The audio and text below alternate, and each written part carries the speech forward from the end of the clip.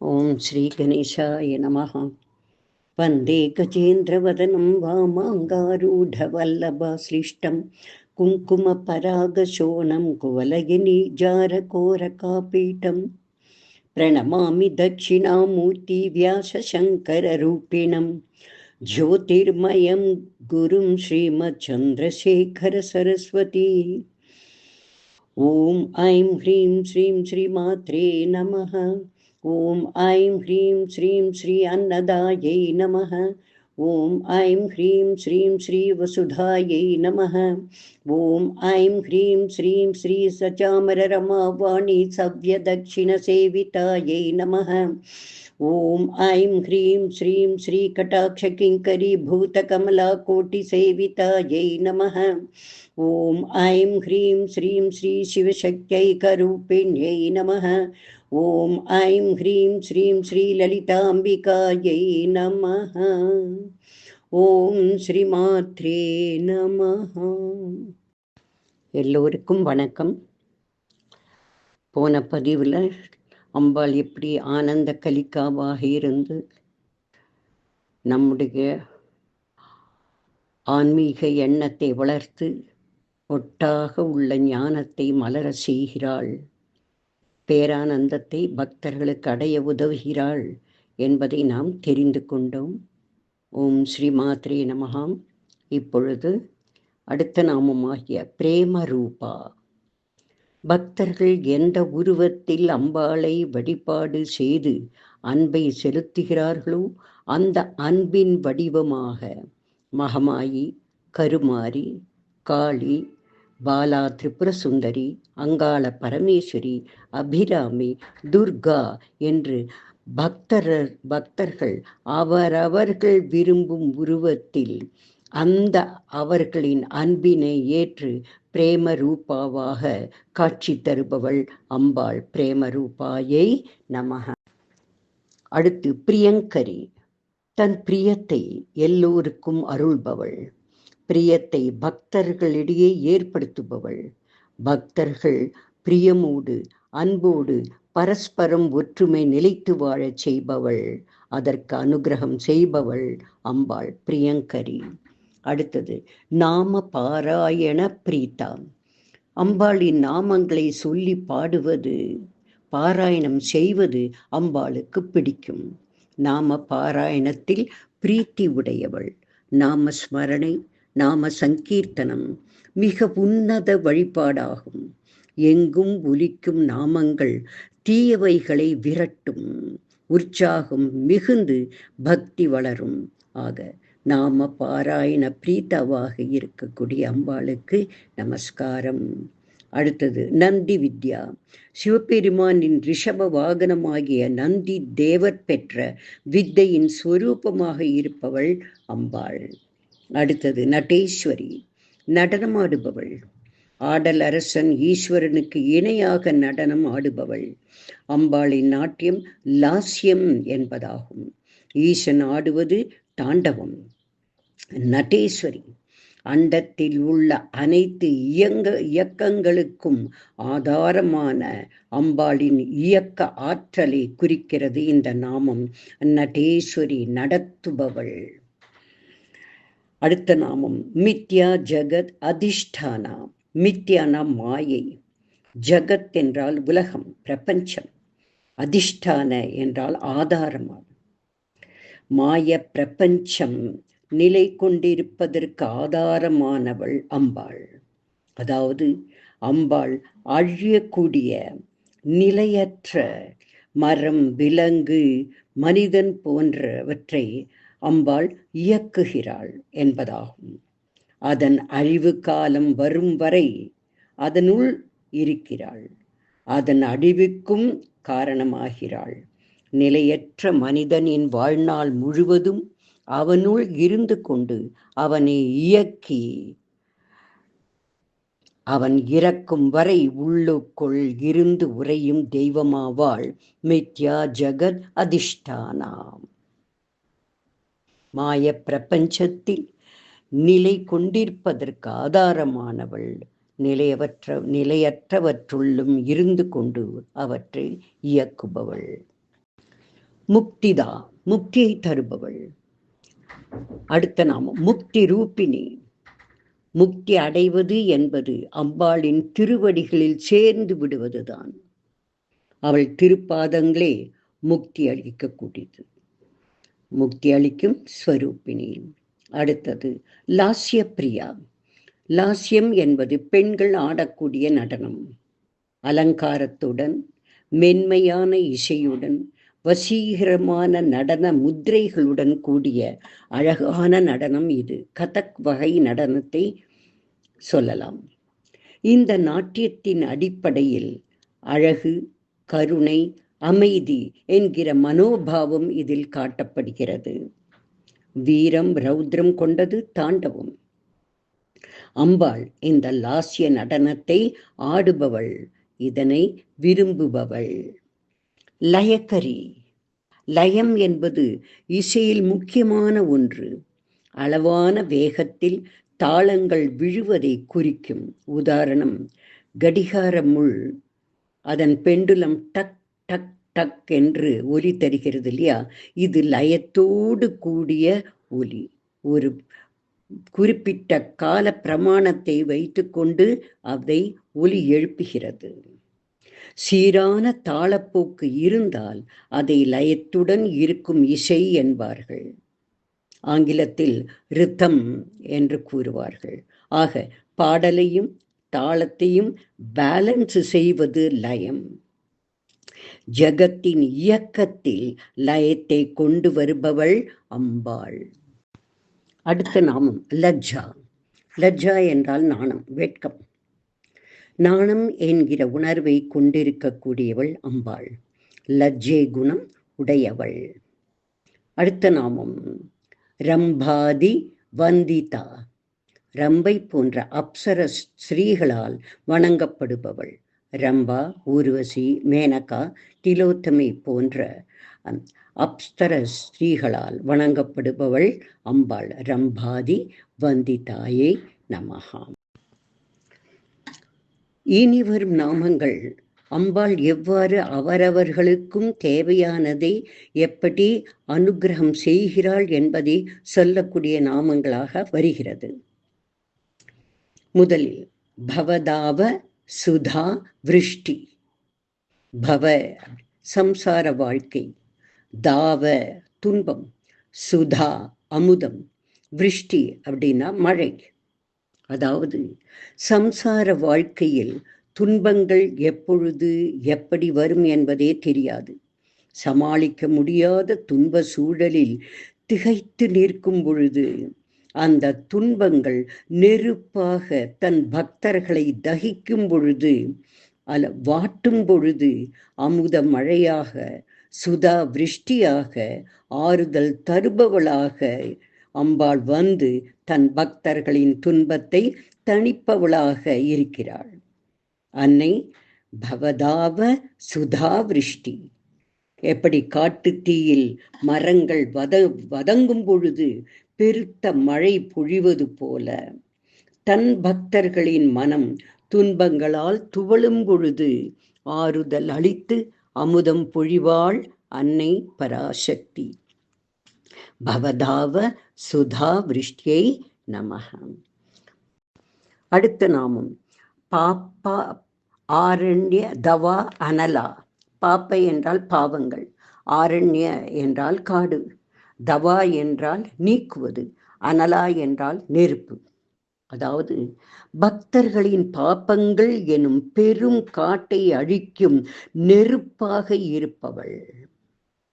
தன்னிச்சையாக வளர்ந்திருக்கும் காடு போன்ற நம் பாபங்களை அவளிடம் பக்தி செலுத்தி செலுத்தி வழிபடும் பொழுது அம்பாள் நெருப்பாக வந்து அதனை அழித்தே விடுவாள். நம் பாபங்களை மிச்சம் மீதி இல்லாமல் அழித்து விடுவாள் என்பதே இந்த நாமத்தின் பொருள். பாப்ப ஆரண்ய தவா அனலாயை நமஹ. அடுத்த நாமம் தௌர்பாகிய தூல வாதூலா. தௌர்பாகிய என்றால் துர்பாகியம், தூல என்றால் பஞ்சு, வதூல என்றால் சூறாவளி காற்று. இங்கு பக்தர்களின் துன்பத்தை பஞ்சுக்கு உதாரணம் காட்டியுள்ளது. அம்பாளின் அனுகிரகம் சூறாவளி காற்றுக்கு நிகரானது என்று கூறப்படுகிறது. அதாவது பக்தர்களின் துர்பாகியம் என்கிற பஞ்சு பொதிகைகளை ஊதித்தள்ளும் சூறாவளியாக வருபவள் அம்பாள்.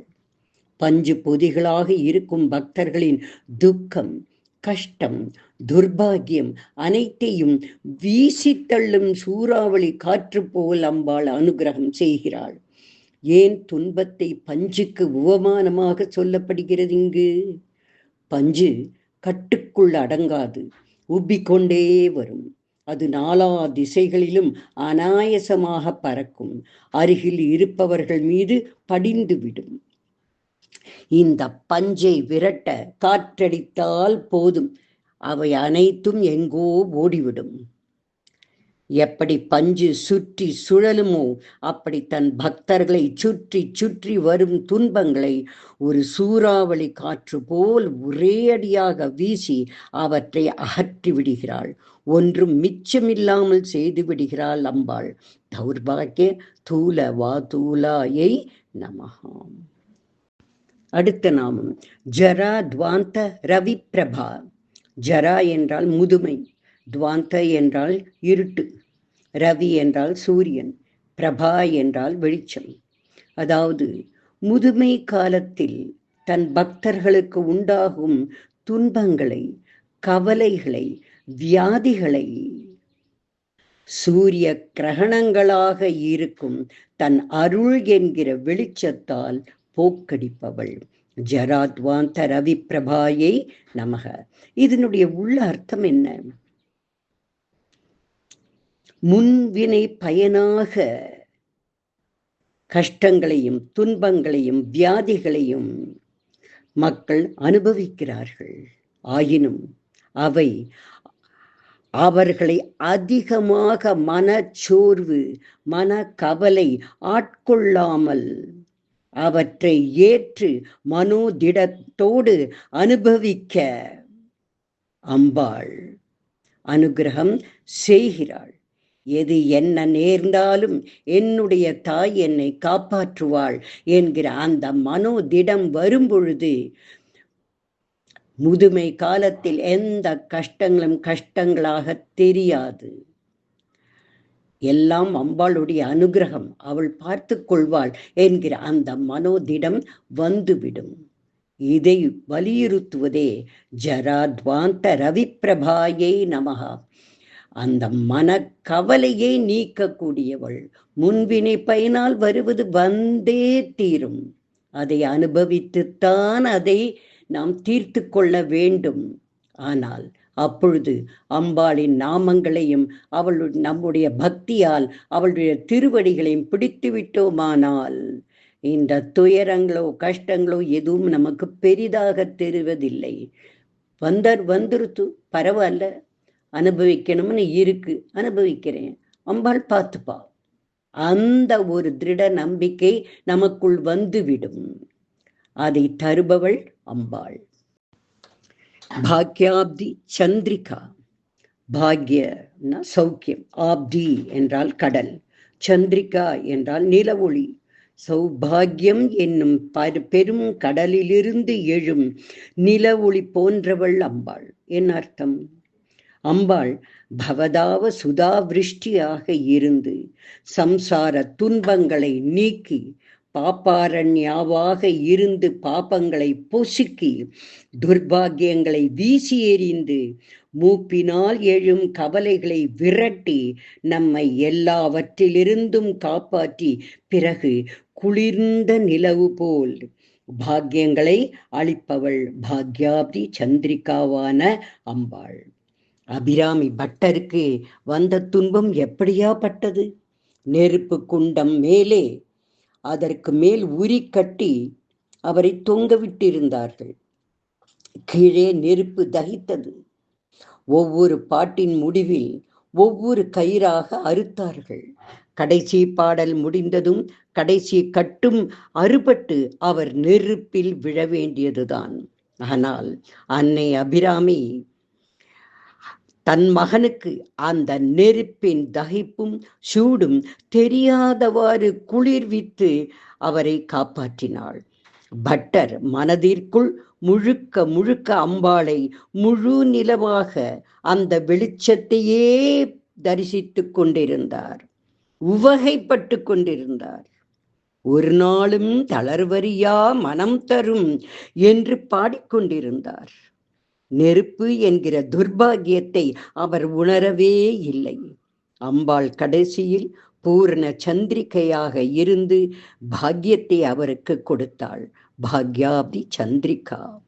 பாக்யம் என்கிற குளிர்ச்சியை சந்திரனாக இருந்து அமிர்த தாரையாக வர்ஷிப்பவள் அம்பாள். பாக்யாப்தி சந்திரிகாயை நமஹாம்.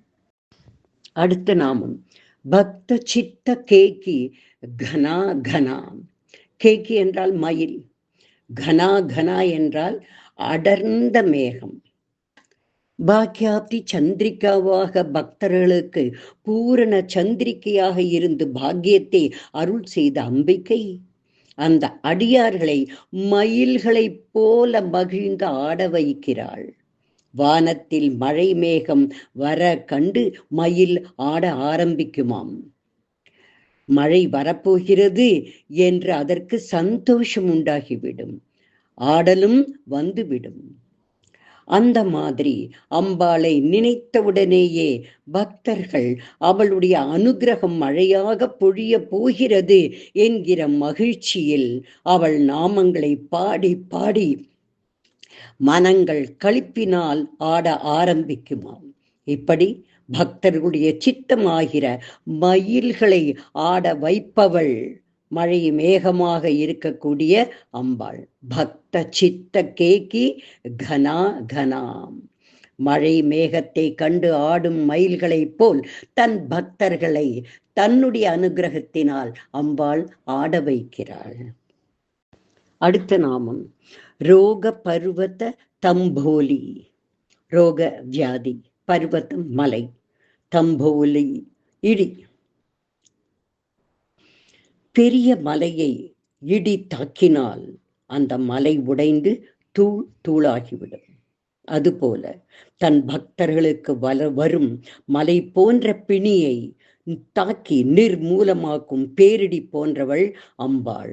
ரோக பர்வத தம்போலி. அடுத்த நாமம் மிருத்யுதாரு குட்டாரிகா. மிருத்யு என்றால் மரணம், தாரு என்றால் மரம், குட்டாரிகா கோடாலி. மரணம் என்னும் மரத்தை வெட்டி சாய்க்கும் கோடாலி போன்றவள் அம்பாள். இது இந்த நாமத்தின் மேலோட்டமான அர்த்தம். மரணம் என்பது தவிர்க்க முடியாத, நிகழ்ந்தே ஆக வேண்டிய ஒரு இயற்கை நிகழ்ச்சி. பிறப்பது அத்தனையும் மரணிக்க வேண்டும். சிருஷ்டி ஒரு நாள் சம்ஹரிக்கப்படும். அப்படியானால் இந்த நாமத்திற்கு என்ன அர்த்தம்? மிருத்யுதார் குட்டாரிகா. மரணம் என்னும் மரத்தை வெட்டி சாய்க்கும் கோடாலி போன்றவள் அம்பாள் என்று இந்த நாமம் கூறுகிறதே, இந்த நாமத்திற்கு என்ன அர்த்தம்?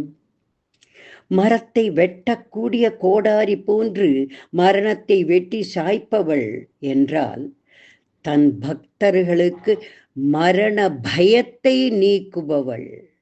அந்த பயமே மனதில் தோன்றாதபடி மரண பயத்தை அவர்கள் மனதிலிருந்து அடியோடு அகற்றி விடுபவள். அபிராமி பட்டர் கூறுகிறாரே தன்னுடைய 32வது பாடலில், அந்த கண்கை பாசத்தில் அல்லல் பட இருந்தேனை, நின் பாதம் எனும் வாச கமலம் தலைமேல் வலிய வைத்தாண்டு கொண்ட நேசத்தை என்ன சொல்வேன் அம்மா என்கிறார். அந்த கண்ணுடைய அவனுடைய கை என் தலை மீதில் படும் பொழுது இல்லையா, நீ வலிய வந்து உன் பாதத்தை என் மேல் வைத்து கொண்ட அந்த கருணையை நான் என்ன சொல்லுவேன் அம்மா. அதாவது என்ன, பட்டரே பயம் வேண்டாம், அபயம் கொடுக்க நான் இருக்கிறேன் என்று கூறுவது போல்தானே இந்த பாடல் அமைந்திருக்கிறது. மிருத்யுதாரு குடாரிகா என்கிற திருநாமம் சொல்வது அம்பாளின் பக்தர்களுக்கு மரண பயம் ஏற்படாது. அந்த பயத்தை நீக்குபவள், அந்த மரணத்தை அவர்கள் இயற்கையாக ஏற்றுக்கொள்ளக்கூடிய மனப்பக்குவத்தை தருபவள். இது இயற்கை. பிறந்தது ஒரு நாள் இறக்கத்தான் வேண்டும், அது எனக்கு சம்பவிக்கிறது, நான் ஏற்றுக்கொள்வேன், அம்பாள் என்னை காப்பாள். அந்த ஒரு எண்ணம் வர வேண்டும், வரச் செய்பவள் அம்பாள். ஓம் மிருத்யுதாரு குட்டாரிகாயே நமஹா. அடுத்த நாமம் மகேஸ்வரி, எல்லோருக்குமாக இருக்கக்கூடிய பெரும் தலைவி. அடுத்த நாமம் மகாகாளி, அசுரர்களை அழிக்க அம்பாளின் அம்சமாக தோன்றியவள் காளி. தேவி நாராயணியத்தில் மகாகாளி தோன்றிய வரலாறு கூறப்படுகிறது. மதுகைடப வதம் நடப்பதற்கு முன் மகாவிஷ்ணு உறக்கத்தில் ஆழ்ந்து விட்டார். பிரம்மா உடனே தேவியை நினைத்து, இந்த மது கைடப்பர்கள் என்னை தாக்க இருக்கிறார்களே, இந்த அசுரர்களிடம் காப்பாற்ற வேண்டிய மகாவிஷ்ணு இப்படி உறங்கிக் கொண்டிருக்கிறாரே, அம்மா என்னை காப்பாற்று என்று பிரார்த்தனை செய்யும் பொழுது அம்பாள் உறங்கிக் கொண்டிருந்த விஷ்ணுவின் அங்கங்களிலிருந்து அவருடைய தேஜஸ் வெளியே வரவழைத்து அவையெல்லாம் சங்கமாக்கி மிகவும் அழகுள்ள ஒரு ஸ்திரீ ரூபத்தை உருவாக்கினாள் அம்பாள். நித்ரா சக்தி தேவி என்று கூறப்படுகிறாள். நித்ரையிலிருந்து விடுபட்டு விஷ்ணு எழுந்திருந்தார். இந்த தேவி, நித்ரா தேவி, அம்பிகையின் தமோகுண பிரதானமான அவதாரமாகும் என்கிறார்கள். உறங்கிக் கொண்டிருந்த விஷ்ணுவிலிருந்து தேவி ஆவிர்பவித்தாள். இந்த தேவிக்குத்தான் மகாகாளி என்று பெயர். கருப்பு நிறம் உடையவள், பிரகாசமான சிவந்த கண்கள் உடையவள், தாமச குணம் பொருந்தியவள். ஓம் மகாகாளியை நமஹா. ரகஸ்யானாம் ரகஸ்யம் ச லலிதா பிரீதிதாயகம் அனேன சத்ருஷம் ஸ்தோத்ரம் ந பூதம் ந பவிஷ்யதி. சர்வரோக பிரசமனம் சர்வ சம்பத் பிரவர்தனம் சர்வ அபமிருத்யு சமனம் கால மிருத்யு நிவாரணம். ஓம் ஸ்ரீ மாத்ரே நமஹ. ஓம் ஸ்ரீ தேவ்யை நமஹ. நாராயணாயேதி சமர்ப்பயாமி.